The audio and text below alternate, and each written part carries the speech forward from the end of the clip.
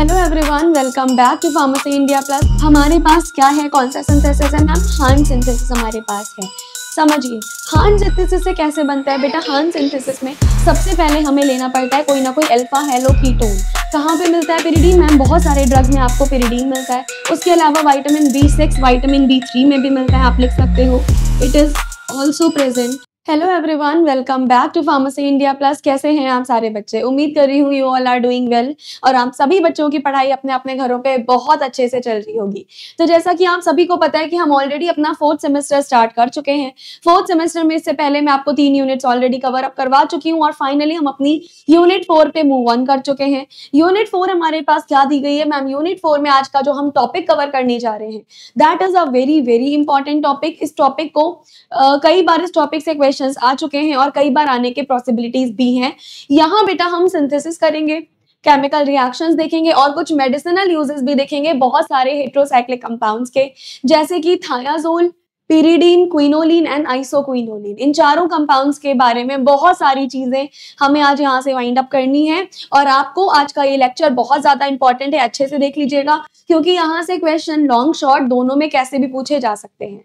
Long में आएगा तो एक साथ कई सारे कंपाउंड्स पूछेंगे एंड अगर शॉर्ट में आता है तो एक कंपाउंड के बारे में कुछ ना कुछ पूछा जा सकता है।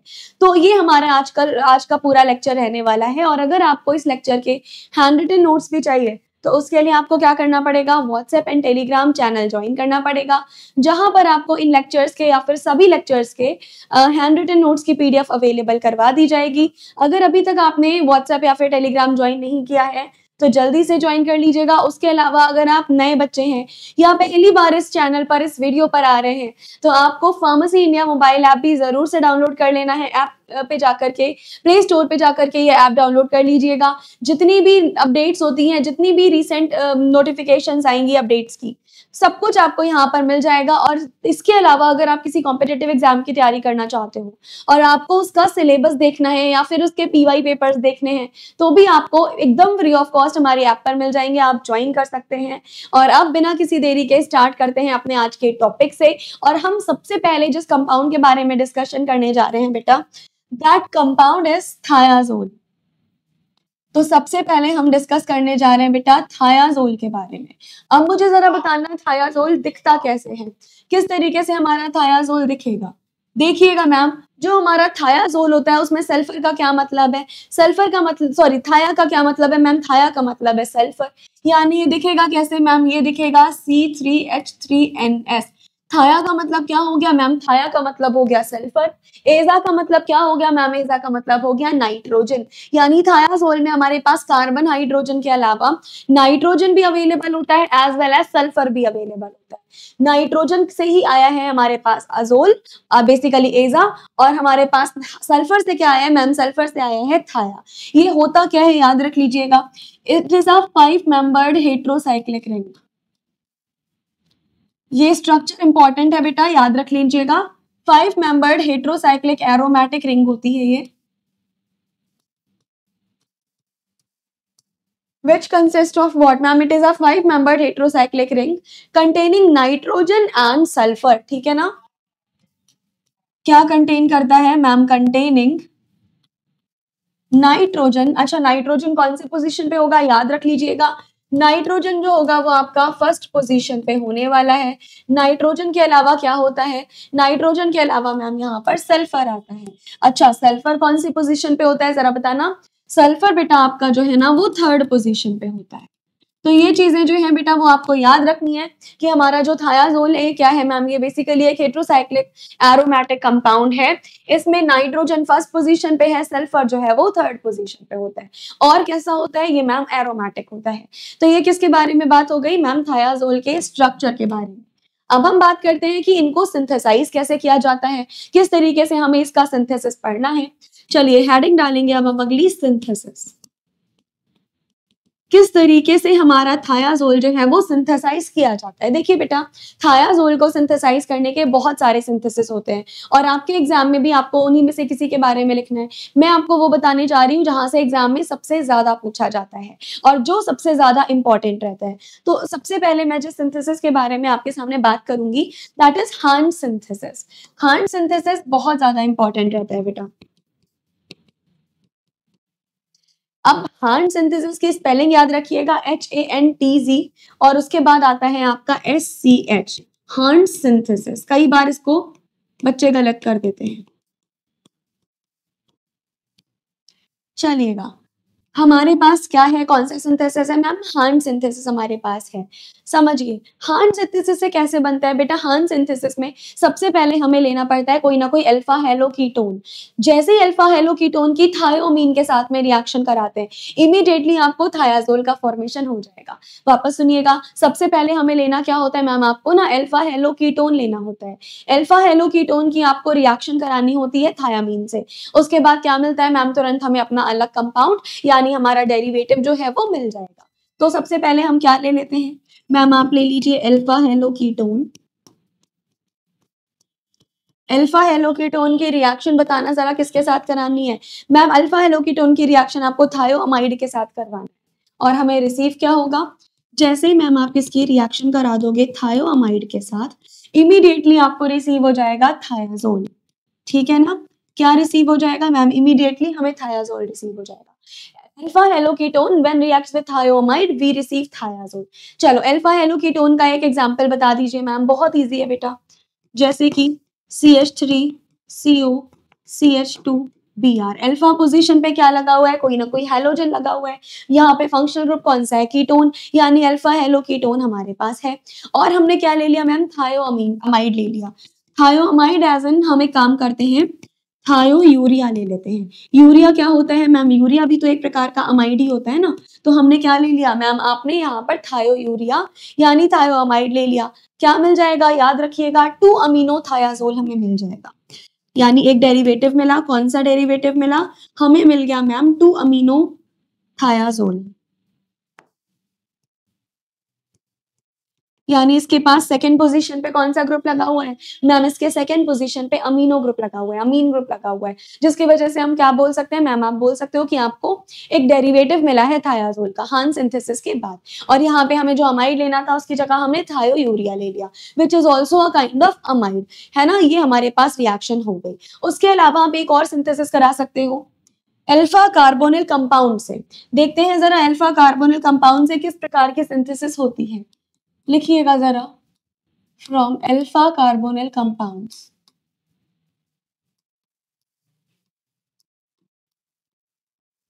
अब भाई ये बता दीजिए जरा, अल्फा कार्बोनिल कंपाउंड अगर हम ले लेंगे तो इससे कैसी सिंथेसिस होगी? चलो जल्दी से हम कोई अल्फा कंपाउंड बनाते हैं।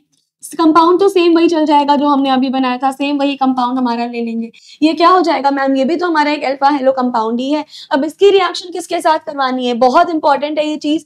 जब जब आप अल्फा हेलो कंपाउंड लेंगे या अल्फा हेलो कार्बोनिल कंपाउंड ले लेंगे, इसकी रिएक्शन इमीडिएटली आप सिस्टीन के साथ करवा दीजिए। सिस्टीन क्या होता है मैम? सिस्टीन हमारे पास एक बहुत इंपॉर्टेंट टर्म होता है। और सिस्टीन का यूज कहाँ किया जाता है, कहाँ पहली बार पढ़ा था? जल्दी कॉमेंट सेक्शन में बताइए।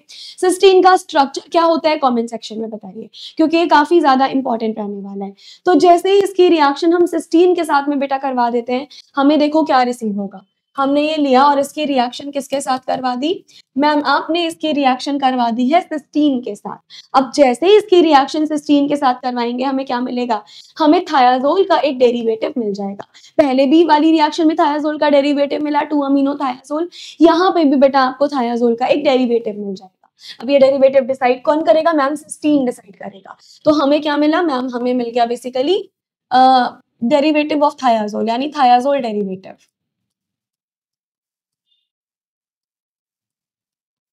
किसका फॉर्मेशन हो गया मैम? जैसे ही आपने इसकी रिएक्शन सिस्टीन के साथ में करवाई, इमीडिएटली आपको थायाजोल के डेरिवेटिव का फॉर्मेशन हो गया। तो अभी तक हमने क्या देखा मैम? अभी तक आपने थायाजोल के बारे में 2 मेथड ऑफ प्रिपरेशन हमें बताए। पहला method of preparation horn synthesis था, जिसमें हमने अल्फा हेलो कीटोन की रिएक्शन इमीडिएटली थायो यूरिया के साथ में करवा दी। जैसे ही हमने ये रिएक्शन करवाई, हमें क्या मिला? हमें मैम 2 अमीनो थायाजोल जो है वो मिल गया। उसके बाद हमने क्या करवाया? उसके बाद में मैम आपने अल्फा कार्बोनिल कंपाउंड से रिएक्शन करवाई। जैसे ही हमने इसकी रिएक्शन सिस्टीन के साथ करवा दी, हमें क्या मिल गया मैम? आपको थायाजोल का एक डेरिवेटिव मिल चुका है। तो इस तरीके से हमारी ये रिएक्शंस हुई। चलिए अब मैम बता दीजिए यहाँ पर केमिकल रिएक्शंस किस प्रकार से होती है? क्या क्या केमिकल रिएक्शंस होती हैं? केमिकल रिएक्शंस इससे पहले कई बार मैं आपको बता चुकी हूँ, क्योंकि लास्ट कुछ क्लासेस से मैं यही डिस्कस कर रही हूँ कि कौन सा ऑर्गेनिक कंपाउंड किस तरीके से सिंथेसाइज होता है, किस तरीके से उनकी केमिकल रिएक्शंस हम पढ़ते हैं। तो अब आप इसमें प्रो बन चुके होंगे अगर आपने मेरी सारी वीडियोस देखी हैं तो अब से मैं आपको पूरी पूरी रिएक्शन लिख के नहीं दिखाऊंगी। नाइट्रेशन, हैलोजनेशन सेम वही, सब कुछ सेम वही है। मैं अब आपको बताऊंगी कि कौन से कार्बन पर जाकर के सब्स्टिट्यूशन होगा, कौन सा कार्बन सबसे रिएक्टिव कार्बन रहेगा। अब मैं आपको केवल और केवल वही बताने वाली हूँ कि which carbon is going to be the most reactive carbon. आप क्या करेंगे, आप उसके बाद जैसा मैंने अभी तक करवाती आई हूँ इतनी सारी क्लासेस में, सेम वैसा ही हैलोजनेशन, सेम वैसा ही नाइट्रेशन, सब कुछ सेम है, आप करवाएंगे। ठीक है, तो अगर हम केमिकल रिएक्शंस की बात कर रहे हैं तो भाई केमिकल रिएक्शंस में क्या होगा मैम, सबसे पहले तो it shows electrophilic substitution reaction. Okay जी, लिख लेंगे हम, it shows electrophilic substitution reaction.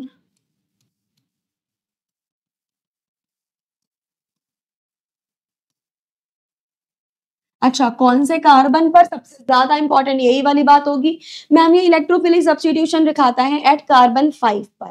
ठीक है जी, कहाँ दिखाता है, at carbon 5। Why, due to activation of nitrogen and sulphur atoms, due to activation of nitrogen and sulphur atoms. Sulphur और नाइट्रोजन एटम के एक्टिवेशन की वजह से हमारी जो सबसे ज्यादा रिएक्टिव पोजीशन होगी वो कौन सी पोजीशन होगी मैम, 5th कार्बन। इसी वजह से कोई भी इलेक्ट्रोफाइल अगर आएगा तो वो कौन सी पोजीशन पे दिखाएगा मैम, वो 5th पोजीशन पे हमें सब्स्टिट्यूशन रिएक्शन दिखा देगा। याद रखिएगा, sulphur and nitrogen basically hetero atom की वजह से ये पोजीशन जो है ना वो काफी ज्यादा रिएक्टिव हो चुकी है। तो हमारा करेक्ट आंसर क्या होगा मैम, 5th कार्बन पे, कार्बन 5 पे हमारी ये रिएक्शन हो जाएगी। अगर हमारा न्यूक्लियोफिलिक सब्स्टिट्यूशन होना है तो कहां से होगा, लिख लीजिएगा, न्यूक्लियोफिलिक सब्स्टिट्यूशन।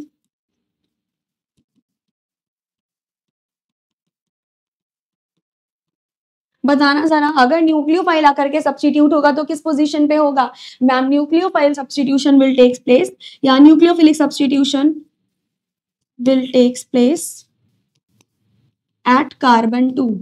कौन सी पोजीशन पे मैम, 2nd कार्बन वाली पोजीशन पे। जब जब हमारे पास 2nd कार्बन आएगा वो कार्बन क्या हो जाएगा, न्यूक्लियोफिलिक सब्स्टिट्यूशन रिएक्शन दिखाएगा। अच्छा, रीजन क्या होता है, क्यों 2nd कार्बन पे ही ये वाली रिएक्शन होती है मैम, क्योंकि ये वाला जो कार्बन हमारे पास है ना ये इलेक्ट्रॉन डेफिशिएंट रहेगा। अब क्योंकि ये वाला कार्बन हमारा इलेक्ट्रॉन डेफिशिएंट रहने वाला है तो हम क्या बोलेंगे मैम, हम बोल देंगे कि न्यूक्लियोफिलिक सब्स्टिट्यूशन रिएक्शन इस वाले कार्बन पर हो जाती है। ठीक है, एक रिएक्शन हमारे पास और होती है बेटा, दैट इज ऑक्सीडेशन रिएक्शन।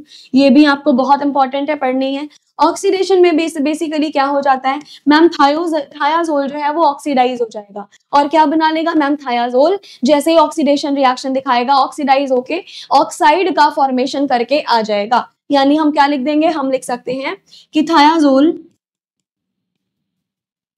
हम क्या लिख देंगे भाई, हम लिखेंगे ma'am थायाजोल shows oxidation, थायाजोल shows oxidation and becomes या convert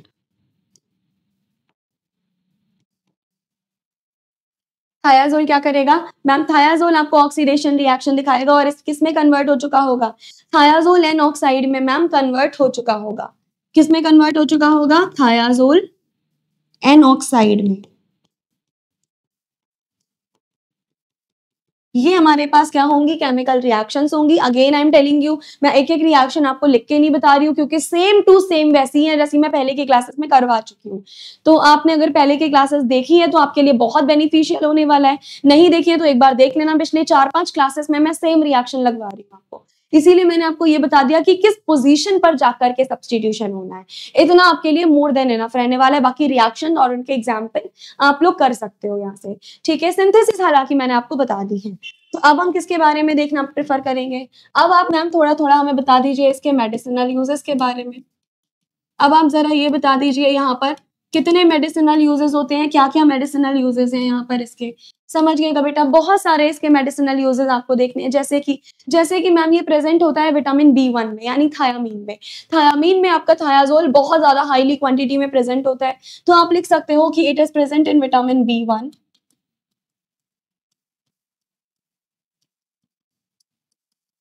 present in vitamin B1। Vitamin B1 का मतलब क्या होगा मैम? विटामिन B1 का मतलब होगा थायामीन।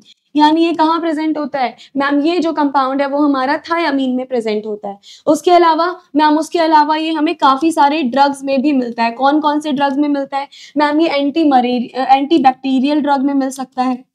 ठीक है भाई, पहले तो हमें कहाँ मिल गया मैम? पहले तो हमें ये एंटी बैक्टीरियल ड्रग में मिल गया। उसके बाद बेटा एंटी फंगल या फिर एंटी वायरल ड्रग्स में भी इसका काफी ज्यादा कंपोजिशन होता है। आप लिख सकते हो कि एंटी फंगल ड्रग्स में भी मिलता है। एंड हमें कहाँ पे मिलता है मैम? और हमें एंटी वायरल ड्रग्स में भी काफी ज्यादा अमाउंट में मिलता है। तो याद रखिएगा थायाजोल कहाँ कहाँ मिलेगा मैम? विटामिन B1 में, थायामीन में, बेसिकली हमें ये रिसीव होता है एज अ थायामीन। उसके अलावा ड्रग्स में, काफी सारे ड्रग्स में रिसीव होता है जिसमें major composition antifungal, antibacterial और किसका रहता है मैम? और हमारे पास एंटी वायरल का रहता है। तो ये हमारे पास क्या हो गया मैम? कुछ मेडिसिनल यूजेस हो गए। आप चाहो तो इसके अलावा और भी मेडिसिनल यूजेस बहुत आराम से लिख सकते हो। तो ये हमने किसके बारे में चीजें देख ली मैम? कि आपने थायाजोल के बारे में बता दिया। अब हम नेक्स्ट किसके बारे में देखने वाले हैं? अब नेक्स्ट मैम आपका आने वाला है पिरिडीन। ठीक है जी, नेक्स्ट हमारे पास क्या आएगा मैम? नेक्स्ट हमारे पास आएगा पिरिडीन। भाई पिरिडीन का स्ट्रक्चर क्या होता है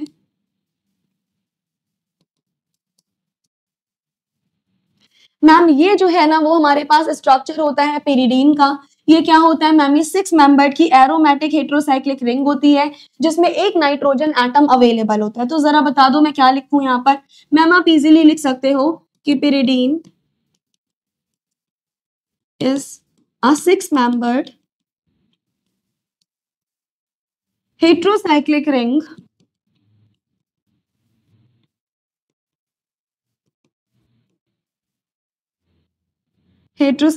aromatic ring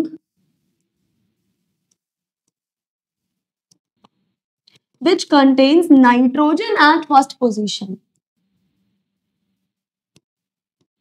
which contains nitrogen at first position. समझ में आ गया? हमारे पास पिरिडीन क्या है मैम? ये एरोमेटिक हेट्रोसाइक्लिक कंपाउंड है जिसमें हमारा नाइट्रोजन जो है वो फर्स्ट पोजीशन पे रहता है। इसका हाइब्रिडाइजेशन कितना है मैम? ये sp2 हाइब्रिडाइज्ड है। ठीक है जी, और क्या है मैम? बेसिकली ये एरोमेटिक भी है, sp2 हाइब्रिडाइज भी है। ये कुछ इसके बेसिक स्ट्रक्चर से रिलेटेड बातें हो गई। चलिए मैम अब आप बता दीजिए जरा हमें इसकी सिंथेसिस किस प्रकार की होती है, किस तरीके से हम अपनी पिरिडीन को सिंथेसाइज कर सकते हैं।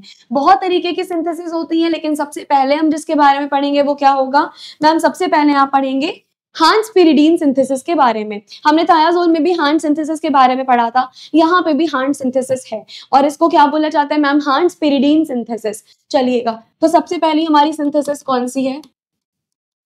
सबसे पहली मैम हमारे पास सिंथेसिस है हांस पिरिडीन सिंथेसिस। चलो समझते हैं कि इस सिंथेसिस में होगा क्या, किस तरीके से यहाँ पर पिरिडीन का फॉर्मेशन होता है। आ जाइए, देखिए मैम ये जो हमारे पास हांस पिरिडीन सिंथेसिस आई है इसमें हम क्या लेंगे बेटा? इसमें आपको 2 बीटा कीटो एस्टर लेने पड़ते हैं, वही कार्बोनिल कंपाउंड। उन बीटा कीटो एस्टर की किसी एल्डिहाइड के साथ में आपको रिएक्शन करवानी पड़ती है। यानी रिएक्शन की शुरुआत कौन करता है मैम? रिएक्शन की शुरुआत हो जाती है हमारी बीटा कीटो एस्टर की प्रेजेंस के साथ। हम क्या लेंगे? आप बीटा कीटो एस्टर लेंगे और साथ ही साथ में आपको क्या लेना पड़ेगा मैम? एल्डिहाइड भी लेना पड़ेगा। और ये रिएक्शन जो होगी ना वो अमोनिया के प्रेजेंस में होने वाली है। हमेशा याद रखिएगा एल्डिहाइड आपको लेना पड़ेगा और ये रिएक्शन पूरी अमोनिया के प्रेजेंस में होगी। बता दो मुझे फिर, जैसे ही हमारे पास ये रिएक्शन होगी आपको क्या बन जाएगा मैम? हमें डाईहाइड्रोपिरिडीन मिल जाएगा। यानी पिरिडीन पे 2 हाइड्रोजन एटम अवेलेबल रहेंगे। हमें क्या मिल जाएगा? हमें मैम डाईहाइड्रोपिरिडीन मिला। लेकिन हमें तो चाहिए है पिरिडीन, तो हम इस डाईहाइड्रोपिरिडीन का क्या करें जरा बताइएगा मैम? डाईहाइड्रोपिरिडीन का ना आप ऑक्सीडेशन करवा दो। ठीक है भाई, डाईहाइड्रोपिरिडीन का अगर हम ऑक्सीडेशन करा देंगे तो क्या मिलेगा? याद रखिएगा, अगर तुम इसका ऑक्सीडेशन कराओगे तो आपको क्या मिल जाएगा मैम? इमीडिएटली हमें पिरिडीन मिल जाएगा। वही तो हमें चाहिए था। सबसे पहले क्या हुआ मैम? बीटा कीटो एस्टर लिया जिसकी एल्डिहाइड एंड अमोनिया के साथ में हमने रिएक्शन कराई, हमें डाईहाइड्रोपिरिडीन का फॉर्मेशन मिल गया। फिर हमने क्या किया? फिर मैम इसका हमें ऑक्सीडेशन करना पड़ा। जैसे ही हमने इसको ऑक्सीडाइज किया हमें इमीडिएटली पिरिडीन का फॉर्मेशन होता हुआ दिखाई दे गया। ठीक है, चलिए मैम इसके 1-2 एग्जाम्पल बता दीजिए, ऐसे मजा नहीं आ रहा। आ जाओ एग्जाम्पल समझते हैं। हम बीटा कीटो एस्टर ले लेते हैं। चलो भाई, मुझे जरा बताना, हमारे पास CH2 के बाद क्या आएगा मैम, एस्टर बना दीजिए, COO, CH3 इधर लिया, इधर ले लेते हैं C2H5 प्लस किसके साथ रिएक्शन करवाएंगे मैम, इसकी रिएक्शन आप एल्डिहाइड के साथ में करवा दीजिए। सबसे सिंपलेस्ट एल्डिहाइड ले लेते हैं, फॉर्मल्डिहाइड, और हम किसके साथ करवाएंगे, और मैम आप अमोनिया के साथ करवा दीजिए। जरा बताना हमें क्या मिलेगा मैम, जैसे ही आप ये रिएक्शन कराओगे आपको 1,4-डाइहाइड्रोपिरिडीन मिल जाएगा। फर्स्ट और फोर्थ पोजीशन पे क्या मिलेंगे, डाइहाइड्रोपिरिडीन। दोबारा से हम क्या करा देंगे, दोबारा आप इनका ऑक्सीडेशन करा दो। जैसे ही आप इनका ऑक्सीडेशन करा दोगे आपको क्या मिल जाएगा, हमें बेटा इमीडिएटली पिरिडीन का फॉर्मेशन हो जाएगा। देखो इस तरीके से हमें क्या मिलेगा मैम, हमें इमीडिएटली पिरिडीन का फॉर्मेशन हो गया। तो ये थी आपकी हांस पिरिडीन सिंथेसिस, जो कि 2 स्टेप में पूरी होती है। पहले स्टेप में आपकी नॉर्मल रिएक्शन होगी अमोनिया एंड एल्डिहाइड से, दूसरे स्टेप में आप इसका ऑक्सीडेशन करवाओगे। जब इतना करवा लोगे तो आपको फाइनली क्या मिलेगा, तो फाइनली पिरिडीन मिल जाएगा। ये 2 स्टेप रिएक्शन याद कर लीजिएगा। उसके बाद एक और बहुत इंपॉर्टेंट रिएक्शन आती है बेटा, बहुत ज्यादा इंपॉर्टेंट है, Chichibabin reaction. Chichibabin reaction is very very important. कई बार एग्जाम में एज इट इज तुम्हें ये दे दिया जाएगा शॉर्ट नोट्स में। चलो जी, बताना हमें चिची-बाबिन रिएक्शन क्या होती है मैम। चिची-बाबिन रिएक्शन बेसिकली एक केमिकल प्रॉपर्टीज की तरह आप यूज कर सकते हो पिरिडीन की, जिसमें पिरिडीन की किसी बेस के साथ में रिएक्शन करवानी चाहिए हमें या करवानी पड़ती है। तो सबसे पहले तो आप क्या ले लेंगे मैम, सबसे पहले हम ले लेंगे पिरिडीन। पिरिडीन की किसी बेस के साथ में यानी NaNH2 के साथ में हमने क्या करवाया मैम, आपने रिएक्शन कराई जहां पर आपने हीट की प्रेजेंस में करवाया है। क्या मिलेगा, पिरिडीन का डेरिवेटिव मिल जाएगा, दैट इज 2-अमीनोपिरिडीन। हमें क्या रिसीव हुआ मैम, हमें ना पिरिडीन का एक डेरिवेटिव मिला। कौन सा डेरिवेटिव मैम, हमें 2-अमीनोपिरिडीन रिसीव हो गया है, और बाहर क्या निकल जाएगा, हाइड्रोजन जो थे वो वहां से बाहर निकल जाएंगे। ये चिची-बाबिन रिएक्शन एक तरीके की केमिकल रिएक्शन है, जिसमें जैसे ही हम लोग बेस के साथ में रिएक्शन कराते हैं इमीडिएटली हमारे पास क्या हो जाएगा मैम, इमीडिएटली 2-अमीनोपिरिडीन आपके पास बनेगा, हाइड्रोजन क्या हो जाएगा मैम, यहाँ से बाहर निकल जाएगा। ये दोनों बहुत इंपॉर्टेंट रिएक्शंस होती हैं पिरिडीन की। चलो अब हम आ जाते हैं फाइनली अपनी केमिकल रिएक्शंस पे। अगेन केमिकल रिएक्शंस में मैं आपको पोजीशंस बताने वाली हूँ, कौन सी पोजीशन बेस्ट रहने वाली है आपके लिए, ठीक है। चलो भाई, सबसे पहले अगर हमें पोजीशन इलेक्ट्रोफिलिक की देखनी है तो क्या देखेंगे मैम, यहां पर लिख दीजिए इलेक्ट्रोफिलिक सब्स्टिट्यूशन टेक्स प्लेस। भाई कौन से कार्बन पर इलेक्ट्रोफिलिक सब्स्टिट्यूशन होता है, कार्बन नंबर 3 पर। तो रख लीजिए, लिख लीजिएगा, electrophilic substitution takes place at carbon 3। Third carbon पर क्या होगा मैम, इलेक्ट्रोफाइल सब्स्टिट्यूट कर जाएगा, बिकॉज ये सबसे ज्यादा रिच पोजीशन हमारे पास होगी। एंड अगर आपसे कोई पूछ लेगा कि न्यूक्लियोफिलिक सब्स्टिट्यूशन कहाँ होता है, किस पोजीशन पे होता है, याद रखना न्यूक्लियोफिलिक सब्स्टिट्यूशन टेक्स प्लेस 2 जगह पर होते हैं। ये कौन कौन सी जगह पर मैम, सेकेंड कार्बन पर एंड 5th कार्बन पर। तो याद रखना हमेशा कि अगर आपका इलेक्ट्रोफिलिक सब्स्टिट्यूशन होगा तो वो कार्बन नंबर 3 पे होगा, और अगर न्यूक्लियोफिलिक सब्स्टिट्यूशन होगा तो carbon number 2 and carbon number 4 पे होगा। चलो मैं तुम लोगों को एक करवा के ही दिखा देती हूँ। हम लोग कर लेते हैं हैलोजनेशन रिएक्शन। एक एग्जाम्पल मैं तुम लोगों को दिखा देती हूँ एटलीस्ट, कि भाई हैलोजनेशन रिएक्शन हमें किस प्रकार से करनी है। अगर हैलोजनेशन आ जाएगा तो हमारे पास क्या होगा, हम लिख दीजिए मैम हैलोजन, कोई सा भी हैलोजन, जैसे कि आपका fluorine, chlorine, bromine, iodine will substitute. क्या हो जाएगा मैम, हमारा जो हैलोजन है ना वो सब्स्टिट्यूट हो जाएगा। जैसे ये देखिए, ये आपने क्या ले लिया मैम, आपने ये पिरिडीन ले लिया। अब पिरिडीन की रिएक्शन किसके साथ करवाई, किसी भी हैलोजन, हमने ब्रोमीन के साथ करवाई। कैटलिस्ट भी लेना पड़ता है, दैट इज FeBr2, ये हमने कैटलिस्ट ले लिया। बताना जरा क्या मिलेगा मैम, आपने अभी बोला था हमसे कि थर्ड पोजीशन पर इलेक्ट्रोफाइल सब्स्टिट्यूट हो जाएगा। कौन सी है थर्ड पोजीशन, जरा बताइएगा मैम। ये तो हमारे पास है फर्स्ट पोजीशन, सेकेंड और ये थर्ड, यानी थर्ड पोजीशन पे क्या हो गया, थर्ड पोजीशन पे हमारा इलेक्ट्रोफाइल सब्स्टिट्यूट हो गया। तो याद रखना, जब जब आप पिरिडीन की बात करोगे और इलेक्ट्रोफिलिक सब्स्टिट्यूशन देखोगे, सबसे ज्यादा करेक्ट आंसर हमारे पास थर्ड पोजीशन पे आएगा। अगर नाइट्रेशन कराना है तो आपको थर्ड पोजीशन पे नाइट्रो जुड़ जाएगा। सेम टू सेम रिएक्शन बेटा, सब कुछ सेम। मैं बहुत बार पहले करवा चुकी हूँ, एक मैंने अभी फिर से एग्जाम्पल दे दिया हैलोजनेशन का, ठीक है। तो ये हमारे पास हैलोजनेशन हो गया। चलो अब जरा देख लेते हैं कि इसके कितने हमारे मेडिसिनल यूजेस हैं, कितने और क्या क्या मेडिसिनल यूजेस हैं जो कि हमें देखने हैं। चलिए मैम ये तो बता ही दीजिए हमारे पास क्या क्या मेडिसिनल यूजेस होंगे। बेटा पिरिडीन के न्यूक्लियस जो होते हैं या पिरिडीन न्यूक्लियस बहुत सारे ड्रग में प्रेजेंट होते हैं, तो आप लिख सकते हो pyridine is present in many kind of drugs. आपने देखा भी होगा, कंपोजिशन पढ़ा होगा तो।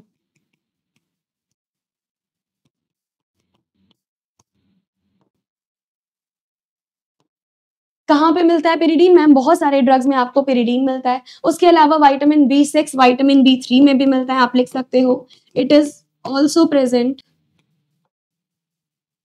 In vitamin B6 and vitamin B3, है ना। B3 B6 दोनों में हमें काफी ज्यादा अमाउंट में मिलता है। उसके अलावा निकोटिनिक एसिड या निकोटिनामाइड में भी बहुत ज्यादा मिलता है। कहाँ पे मिलता है लिख लीजिएगा, निकोटिनिक एसिड एंड निकोटिनामाइड में भी हमें बहुत ज्यादा मिलता है। ये हमारे कुछ कुछ मेडिसिनल यूजेस हो गया किसके मैम? पिरिडीन के। तो that is all about the pyridine. Pyridine की सिंथेसिस, रिएक्शंस की पोजीशन एंड मेडिसिनल यूजेस दोनों मैंने आपको बहुत ही डिटेल में समझा दिया है। चलिए अब पिरिडीन के बाद हमारे पास क्या बचता है मैम? अब हमारे पास में बचता है क्विनोलिन। अब मैम जरा ये बता दीजिए हमें क्विनोलिन का क्या सीन रहता है, इसमें क्या देखने को हमें मिलता है। और इम्पॉर्टेंट चीज ये भी है कि क्विनोलिन का आपको फॉर्मूला पता होना चाहिए। क्या होता है बेटा? C9H7 nitrogen. ये हमारे पास क्या होता है? क्विनोलिन का फॉर्मूला, जिसमें कौन सा हेटेरो एटम अवेलेबल होता है मैम? जब जब आप क्विनोलिन के बारे में बात करोगे ना, तब तब यहाँ पे नाइट्रोजन एटम अवेलेबल होता है, यानी एजा ग्रुप जो है वो हमारे पास क्या होता है मैम? अवेलेबल होता है। ठीक है भाई। अच्छा, क्विनोलिन हमारे पास किस प्रकार की रिएक्शन है मैम? ये फ्यूज्ड रिंग है। फ्यूज्ड रिंग है, किस किस के फ्यूजन से मिलकर बनती है ma'am? It is a fused ring which is made up of from the fusion of benzene ring as well as pyridine ring। यानी बेंजीन रिंग और pyridine रिंग जैसे ही फ्यूज होती हैं, फ्यूज होके क्या बनाती है मैम? फ्यूज होके क्विनोलिन का फॉर्मेशन करती है। तो आप क्या लिख सकते हो? मैं बहुत इजीली लिख सकती हूँ, it is a fused ring which is, yeah, that is made up from the fusion of, किस किस के फ्यूजन से मैम ये बनता है बेटा? ये बनता है आपका बेंजीन रिंग प्लस पिरिडीन के फ्यूजन से। इसी की पिरिडीन का क्या होता है मैम? पिरिडीन का नाइट्रोजन एटम है ना, वही नाइट्रोजन एटम यहाँ पे दिया हुआ है। तो बेंजीन और पिरिडीन के फ्यूजन से बनने वाली रिंग को क्या बोलते हैं मैम? अगर हमारे पास बेंजीन रिंग का और पिरिडीन के फ्यूजन से रिंग बनती है, उसको बोलते हैं क्विनोलिन। ऐसा ही आगे पढ़ोगे आप, आइसोक्विनोलिन भी होता है, थोड़ा सा डिफरेंट आता है बस इसमें। तो देखो ये हमारे पास हो गया मैम क्विनोलिन। चलिए अब हम बात कर लेते हैं कि इसको सिंथेसाइज कैसे करेंगे। सिंथेसिस बहुत इंपॉर्टेंट है इसकी। एक मेजर सिंथेसिस होती है जिसके बारे में बहुत सारे सवाल पूछे जा चुके हैं पिछले कई सालों में, फिर से पूछे जाने की प्रोबेबिलिटी बहुत है। तो सबसे पहले आप जो सिंथेसिस के बारे में पढ़ने जा रहे हो बेटा, दैट इज क्रॉप सिंथेसिस। अब मैम ये क्रॉप सिंथेसिस क्या होता है, जरा हमें डिटेल में समझा दो, आ जाओ। और क्रॉप सिंथेसिस पे इंपॉर्टेंट डाल लेना, बहुत इंपॉर्टेंट है ये। चलिए समझते हैं कि ये क्रॉप सिंथेसिस क्या होता है मैम, बता दीजिएगा जरा। क्रॉप सिंथेसिस में बेसिकली हमारे पास क्या होता है मैम? एनिलीन जो है वो रिएक्शन करती है, यानी हमने क्या ले लिया? हमने ले लिया C6H5NH2। जैसे ही हमने अपनी एनिलीन ली, रिएक्शन किसके साथ करवाएंगे? रिएक्शन देखिए मैम, इस मॉलिक्यूल के साथ आप करवा दीजिए। जैसे ही हम अपनी एनिलीन की इसके साथ में रिएक्शन करवाएंगे, और याद रखना है हमेशा कि ये रिएक्शन नाइट्रोबेंजीन की प्रेजेंस में होती है। नाइट्रोबेंजीन की प्रेजेंस में ये रिएक्शन होगी, और यहाँ पर किसकी प्रेजेंस लेंगे मैम? सल्फ्यूरिक एसिड, या कोई सा भी आप यहाँ पर एसिड ले सकते हो। इमीडिएटली जैसे ही आप ये रिएक्शन कराओगे, आपको क्या मिल जाएगा? हमें इमीडिएटली क्विनोलिन का फॉर्मेशन मिल चुका होगा। क्या मिल जाएगा? इमीडिएटली बेटा आपको क्विनोलिन मिलेगा। वापस से समझिएगा, हमने क्रॉप सिंथेसिस कराई। क्रॉप सिंथेसिस में क्या होता है मैम? क्रॉप सिंथेसिस में बेसिकली एनिलीन ली जाती है। एनिलीन की रिएक्शन आपको इसके साथ में करवानी है, नाइट्रोबेंजीन और सल्फ्यूरिक एसिड की प्रेजेंस में करवाएंगे। क्या मिल जाएगा मैम? क्विनोलिन का फॉर्मेशन हो जाएगा। ये इंपॉर्टेंट रिएक्शन है, इसको बहुत अच्छे से याद रख लेना, ठीक है। उसके बाद हम अगली सिंथेसिस के बारे में बात करते हैं। अगली सिंथेसिस बेटा जो हमारे पास है, that is Doebner Miller synthesis, और ये Doebner synthesis is also very much important. तो जो हमारी अगली सिंथेसिस है वो क्या है, that is Doebner Miller synthesis.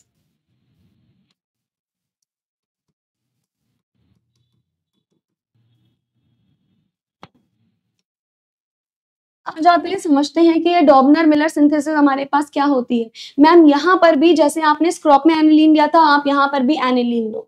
यहाँ किसी एल्कीन कंपाउंड के साथ में रिएक्शन करवाना होता है। तो सबसे पहले हमने क्या ले लिया, सबसे पहले तो मैम आपने यहाँ पर एनिलीन ले लिया है। अब जैसे ही हमने एनिलीन लिया, रिएक्शन किसके साथ कराएंगे, रिएक्शन करवा देते हैं CH2 double bond CH single bond CHO।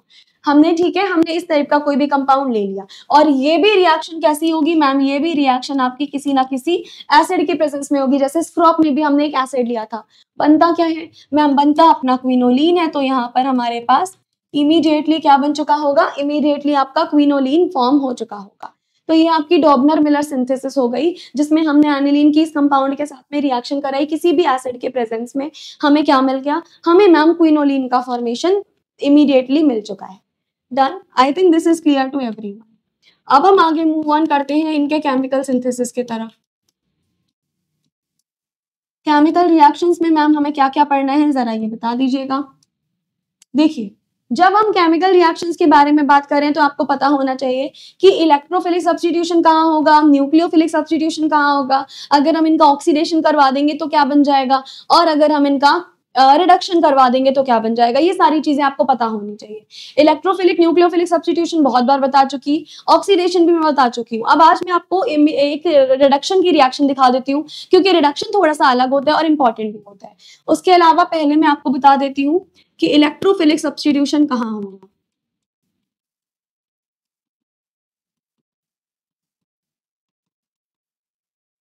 बताइएगा, इलेक्ट्रोफिलिक सब्स्टिट्यूशन कहाँ होता है मैम, इलेक्ट्रोफिलिक सब्स्टिट्यूशन यहाँ पर carbon number 5 and carbon number 8 पे होगा। यानी जो हमारी 5th एंड 8th पोजीशन होंगी, ये सबसे ज्यादा रिएक्टिव पोजीशन होंगी। कभी भी अगर आपको किसी भी इलेक्ट्रोफाइल का सब्स्टिट्यूशन कराना है तो कहाँ पे आएगा वो मैम, वो 5th एंड 8th पोजीशन पर आकर के सब्स्टिट्यूट कर जाएगा। अगर हम न्यूक्लियोफिलिक सब्स्टिट्यूशन की बात करें तो सुनिएगा,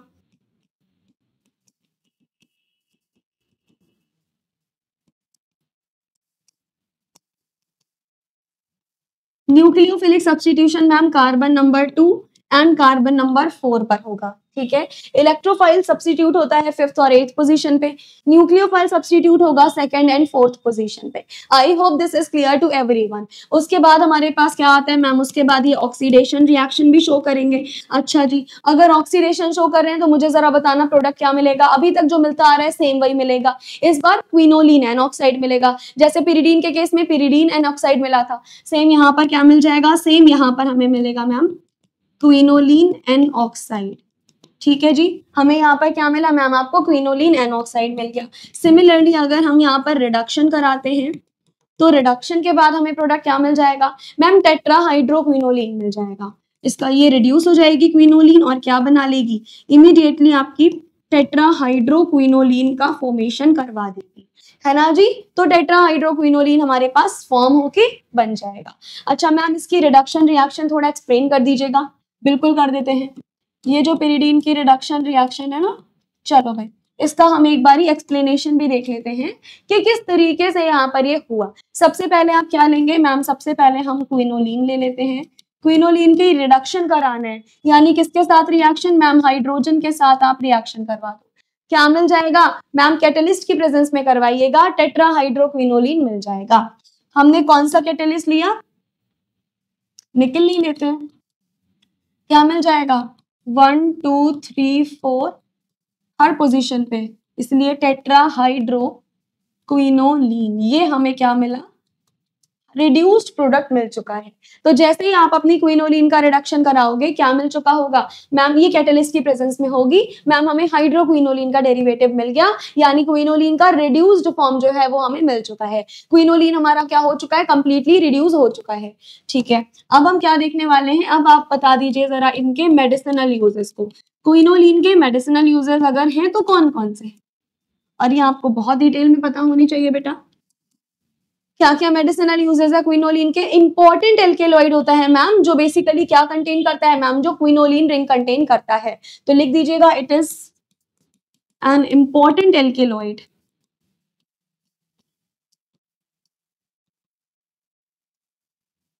that contains quinoline ring.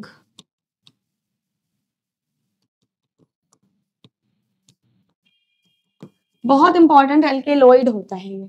उसके अलावा मैम बता दीजिए क्या होगा? एंटी मलेरियल और एंटीबायोटिक की काफी ज्यादा यहाँ पर प्रॉपर्टीज भी पाई जाती हैं। तो ये क्या हो जाएगा मैम? ये एंटी मलेरियल होता है ना? और हम बोल सकते हैं कि ये एंटी बैक्टीरियल भी होता है। और क्या होता है मैम? और आप बोल दीजिए कि एंटी मलेरियल के साथ साथ ये एंटी बैक्टीरियल भी होने वाला है। तो ये आपने किसके बारे में डिस्कशन कर लिया? क्विनोलिन के बारे में। अब जैसे हमने क्विनोलिन के बारे में डिस्कस किया है, सिमिलरली बेटा we'll have to discuss about isoquinoline, जिसमें बहुत ज्यादा फर्क नहीं है, बिल्कुल सेम ही होता है। ठीक है, तो अब हमें किसके बारे में डिस्कस करना है? अब मैम आप डिस्कस कर लीजिए जरा आइसोक्विनोलिन के बारे में। चलो जी, मुझे बताना आइसोक्विनोलिन क्या होता है। आइसोक्विनोलिन भी एक तरीके की हमारे पास फ्यूज्ड रिंग होती है ना? जिस तरीके से क्विनोलिन होती है उसी तरीके से आइसोक्विनोलिन होती है। इसके सिंथेसिस सबसे ज्यादा इंपॉर्टेंट है, जहां से सबसे ज्यादा सवाल पूछे जाते हैं। हम डायरेक्टली इस बारी सिंथेसिस पे ही मूव ऑन कर लेते हैं कि मुझे बता दीजिए इसका सिंथेसिस क्या हो जाएगा और इसका स्ट्रक्चर क्या होता है। आप लोग मुझे कमेंट सेक्शन में बताइएगा, और आप लोग कमेंट सेक्शन में बताएंगे और आप लोग अपने नोट्स में भी नोट डाउन कर लेंगे कि आइसोक्विनोलिन का स्ट्रक्चर क्या रहने वाला है। चलिए, इसकी सिंथेसिस कौन सी होती है मैम? कई तरीके की सिंथेसिस होती है। सबसे पहले बिशलर नेपेराल्स की सिंथेसिस होती है। अब ये क्या होती है भाई? ये कौन सी चीज है? आओ समझते हैं। बिशलर नेपेराल्स की सिंथेसिस यानी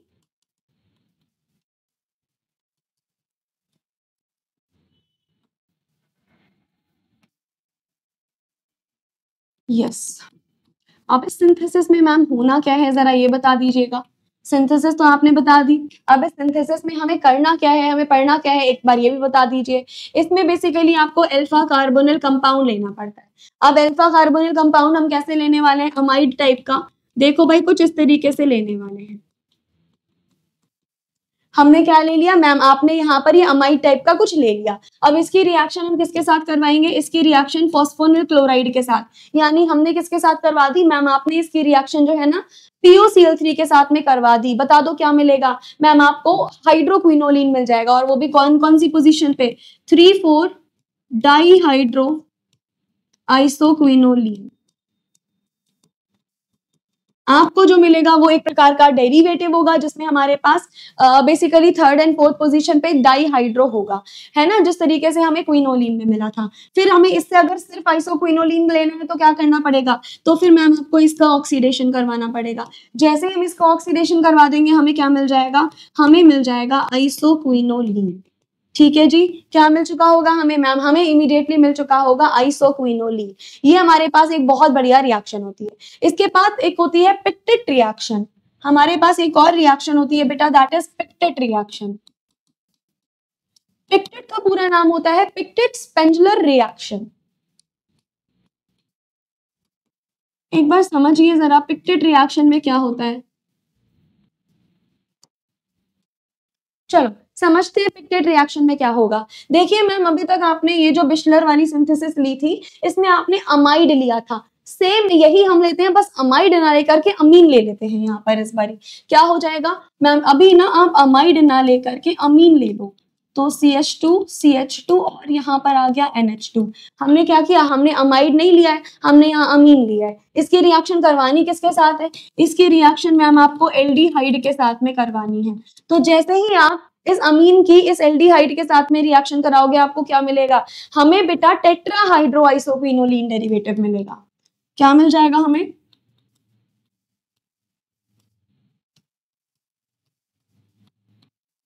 टेट्राहाइड्रोआइसोक्विनोलिन मिल जाएगा।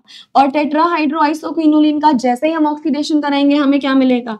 हमें मैम इमीडिएटली मिल चुका होगा आइसोक्विनोलिन। समझ आ गया? क्या मिलेगा हमें इमीडिएटली मैम? इमीडिएटली हमें आइसोक्विनोलिन मिल चुका। चलिए, अब हम आगे मूव ऑन कर लेते हैं और देख लेते हैं कि किस प्रकार की केमिकल रिएक्शंस ये दिखाते हैं। केमिकल रिएक्शंस कौन सी होती हैं और किस पोजीशन पे होती हैं, ये खास ध्यान रखना है हमें।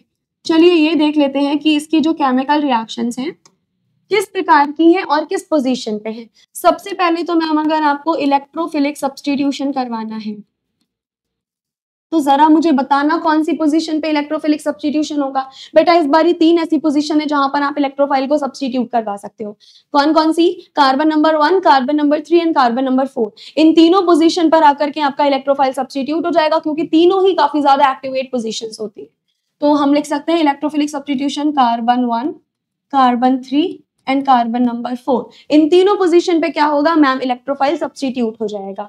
सिमिलरली अगर आप न्यूक्लियोफिलिक सब्स्टिट्यूशन के बारे में बात कर रहे हो तो न्यूक्लियोफिलिक सब्स्टिट्यूशन एक ही पोजीशन पे होता है, दैट इज कार्बन नंबर 1। याद रखिएगा न्यूक्लियोफिलिक सब्स्टिट्यूशन कार्बन नंबर 1 पे हो गया। सिमिलरली हम इसकी ऑक्सीडेशन रिएक्शन की बात कर लेते हैं। जिस तरीके से हमेशा हर किसी का ऑक्साइड बनता है, इसका भी ऑक्साइड बनेगा। बता दो क्या ऑक्साइड बनेगा, अब तो मुझे बताने की भी जरूरत नहीं है मैम। आइसोक्विनोलिन एन ऑक्साइड हमें रिसीव हो जाएगा, जैसा हर बारी रिसीव होता है। हमें क्या रिसीव हुआ मैम? आइसोक्विनोलिन एन ऑक्साइड जो था ना वो हमें तुरंत रिसीव हो चुका है। चलो अब जरा अगर हम इसके रिडक्शन के बारे में बात करते हैं तो क्या मिलेगा मैम? रिडक्शन की आप बात करोगे तो आपको मिलेगा टेट्राहाइड्रोक्विनोलिन derivative, sorry tetrahydro isoquinoline derivative. क्या मिल गया हमें मैम? हमें ना टेट्राहाइड्रो आइसोक्विनोलिन का एक डेरिवेटिव मिल गया है। अब जल्दी से मुझे ये बताओ क्या यहाँ पर कोई दिक्कत तो नहीं है आपको? जितना भी मैंने अभी तक आपको पढ़ाया क्या यहाँ पर आपको कोई दिक्कत तो नहीं आई?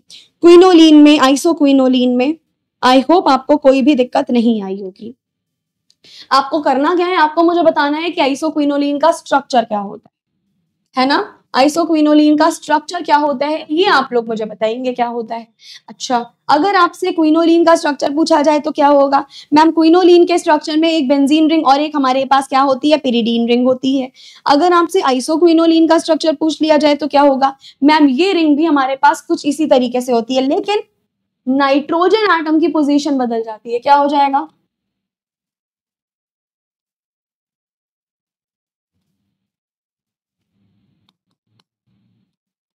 कुछ इस तरीके से हमारा आइसोक्विनोलिन एग्जिस्ट करता है। बता दो क्या ये बात आपको क्लियर हुई? कुछ इस तरीके से हमारा आइसोक्विनोलिन एग्जिस्ट करता है, इतनी बात क्लियर हुई। अब अगर आइसोक्विनोलिन इस तरीके से एग्जिस्ट करता है तो मुझे जरा बताना क्विनोलिन कैसे एग्जिस्ट करेगा। उसमें तो मैम क्या ही बताएं, बस एक बेंजीन रिंग हमारे पास आ जाएगी, एक पिरिडीन रिंग आ जाएगी और क्या बन जाएगा? और मैम क्विनोलिन बन जाएगा। यानी अगर हमें इसका स्ट्रक्चर बनाना है तो देखो भाई, एक तरफ बेंजीन रिंग आ गई, एक तरफ हमारे पास ये आ गया और हमारे पास क्या बन चुका है मैम? हमारे पास बन चुका है क्विनोलिन। तो क्विनोलिन आइसोक्विनोलिन में कोई खास डिफरेंस नहीं है, केवल नाइट्रोजन की पोजीशन का डिफरेंस आ गया। इसीलिए जो केमिकल रिएक्शंस इसकी होंगी सेम टू सेम उसकी होंगी, थोड़ा बहुत पोजीशंस में चेंजेस है और कहीं कोई चेंज आपको नहीं दिख रहा होगा। सिर्फ इतनी सी हमारे पास बात थी। अब एक बार मैं आपको रिकैप दे देती हूँ आज पूरे लेक्चर में हमने क्या क्या वाइंड अप किया। सबसे पहले तो मैम आपने हमें बताया थायाजोल के बारे में कि थायाजोल क्या होता है, थायाजोल के सिंथेसिस, हान सिंथेसिस बहुत इंपॉर्टेंट सिंथेसिस है। उसके बाद हमें बेसिकली कार्बोनिल कंपाउंड से सिंथेसिस बताई। केमिकल रिएक्शन में हर तरीके की केमिकल रिएक्शन किस पोजीशन पे जाएंगी, ऑक्सीडेशन होके और रिडक्शन होके किस चीज का फॉर्मेशन करेंगी, ये चीजें हमने समझी। उसके बाद हमने इसके मेडिसिनल यूजेस के जस्ट बाद अपनी स्टार्ट कर दी 6 मेंबर्ड की heterocyclic ring, that is pyridine. Pyridine is a very very important, सबसे ज्यादा इंपॉर्टेंट यही है हमारे पास। पिरिडीन का जो हमारा सिंथेसिस पढ़ा वो हमने किस तरीके से पढ़ा मैम? हांस पिरिडीन सिंथेसिस पढ़ा। बीटा कीटोएस्टर एल्डिहाइड और अमोनिया के साथ मिलकर के प्रोडक्ट बना रहा था। उसके बाद चिचे-बाबिन रिएक्शन पढ़ी, this is the most important reaction, जहां पर आपकी बेस के साथ रिएक्शन करने पर अमीनो पिरिडीन डेरिवेटिव मिलता है। हाइड्रोजन गैस जो होती है वो क्या होती है मैम? वो रिलीज होती है। उसके बाद हमने इसकी कुछ केमिकल प्रॉपर्टीज देखी, एक मैंने एग्जाम्पल भी बताया। And here are the uses of pyridine कि आप इसका क्या क्या यूज कर सकते हो। एक और इंपॉर्टेंट चीज, इसको एज अ सॉल्वेंट भी बहुत ज्यादा यूज किया जाता है, आप लिख सकते हो it is also used as a solvent in many organic reactions. ये भी इसका बहुत बढ़िया यूज है, ये भी इसका बहुत बढ़िया यूज है। और ये नेचर में कैसा होता है मैम? ये नेचर में बेसिक होता है, ये चीज तो मैं आपको बता चुकी हूँ अपनी प्रीवियस वीडियो में। उसके बाद मैम आपने क्विनोलिन के बारे में बताया, क्विनोलिन का स्ट्रक्चर, क्विनोलिन के synthesis, Skraup synthesis the most important synthesis. उसके बाद हमने डिस्कस किया Doebner Miller synthesis, again the most important synthesis. सारी पोजीशन मैंने तुमको यहाँ बता दी रिएक्शंस और मेडिसिनल यूजेस के साथ। देन हम आ गए आइसोक्विनोलिन पे। आइसोक्विनोलिन के बारे में हमने स्ट्रक्चर, सिंथेसिस, सारी चीजें हमने ऑलरेडी डिस्कस कर ली, है ना जी। ये सारी केमिकल प्रॉपर्टीज वगैरह सब कुछ मैं आपको बहुत ही डिटेल में एक्सप्लेन कर चुकी हूँ। तो that is it for today's lecture. I hope आपको आज का लेक्चर बहुत अच्छे से समझ आया होगा। हमने कोशिश की है कि हर एक कंपाउंड के बारे में आपको समझाएं, हर एक कंपाउंड के रिएक्शन, उनकी सिंथेसिस आपको समझाई जाए। जो रिएक्शन मैंने यहाँ ड्रॉ कर करके नहीं बताई है, मुझे लग रहा है कि मैंने ऑलरेडी कंप्लीट करवा दी है। हाँ, सेम टू सेम जैसा मैंने पिछले वीडियोज में कराया है, पिछले 4-5 वीडियो में सब कुछ सेम है। पोजीशन मैंने आपको बता दी है, जाकर के ऐड कर लेना। तो जिस बच्चे ने मेरी वो वीडियोस नहीं देखी होंगी, बेटा प्लीज देख लीजिएगा, क्योंकि वो आपके लिए बहुत इंपॉर्टेंट है। क्योंकि यहाँ पर आज मुझे 4 मॉलिक्यूल्स को कवर करना था, दैट इज वाई मैंने आपको पोजीशन बताना ज्यादा बेटर समझा। इससे आपको और ज्यादा बेटर नॉलेज मिलेगी, और जितना आप घर पे प्रैक्टिस करोगे खुद से, उतना आपकी ऑर्गेनिक स्ट्रॉन्ग होती जाएगी। सो that is it for today's class. I hope आपको आज की क्लास बहुत अच्छे से समझ आई होगी। हमने आज जितने ऑर्गेनिक कंपाउंड्स कवर किए हैं उनको बहुत ढंग से प्रिपेयर कर लीजिएगा। This is very very important to all of you. उसके अलावा बेटा अगर आप किसी भी कॉम्पिटिटिव एग्जाम जैसे ऑल इंडिया फार्मासिस्ट, GPAT या फिर ड्रग इंस्पेक्टर जैसे एग्जाम की तैयारी करना चाहते हैं, और अगर अभी तक आपको कोई मौका नहीं मिल रहा है, कोई चांस नहीं मिल रहा है, या समझ नहीं आ रहा कहाँ से शुरू करें, कहाँ पे कैसे पढ़ना है, तो आप हमारा बैच एनरोल कर सकते हो, that is arjuna. Arjuna batch में आपकी कंटिन्यूअसली क्लासेस चल रही है, आप नए बैच में क्लास ज्वाइन कर सकते हैं। इसके बारे में और क्वेरी अगर हो तो आप इन नंबर पे कॉल करके अपनी क्वेरी रिजॉल्व करवा सकते हैं। So that is it for today's class. I hope this class is clear to everyone. Thank you so much, take care.